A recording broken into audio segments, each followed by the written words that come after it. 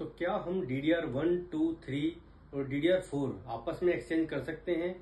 मतलब DDR2 की जगह अगर हम DDR3 लगाना चाहें या DDR3 की जगह हम DDR4 लगाना चाहें तो क्या ये पॉसिबल है?